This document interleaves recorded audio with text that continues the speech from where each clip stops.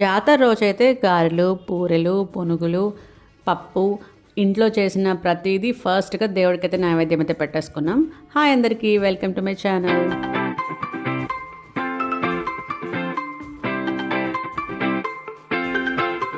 జాతర రోజు ముందుగా పూజతో స్టార్ట్ చేశారు మా ఇంట్లో. మా అత్తయ్య గారు ఎప్పుడూ నిండుగా అలంకరిస్తారనమాట దేవుడికి.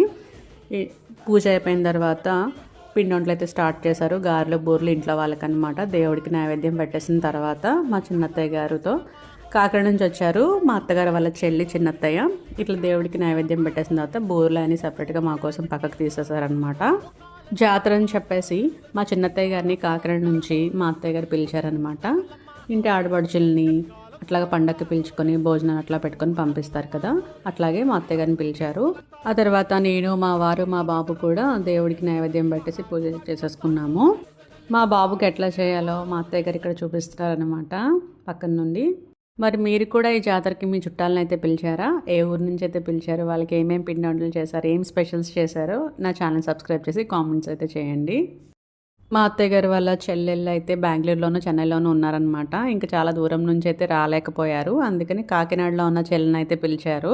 మా చిన్నత్తయ్య గారు అయితే వచ్చారనమాట ఆ రోజు. ఇంకా మా వారైతే కొబ్బరికాయ కొట్టారు. ఒక్క దెబ్బలో కొట్టేశారు. నేనైతే ఒక 10 సార్లు కొడితే కానీ నాకు ఎప్పుడు కొబ్బరికాయ పగలదనమాట.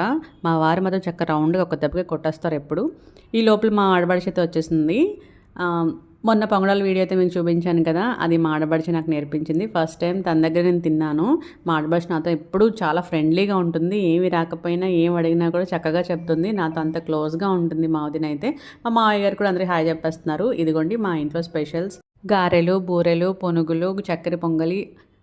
మరి మీ ఇంట్లో స్పెషల్స్ ఏంటో కామెంట్ చేసి సబ్స్క్రైబ్ చేసి చెప్పండి.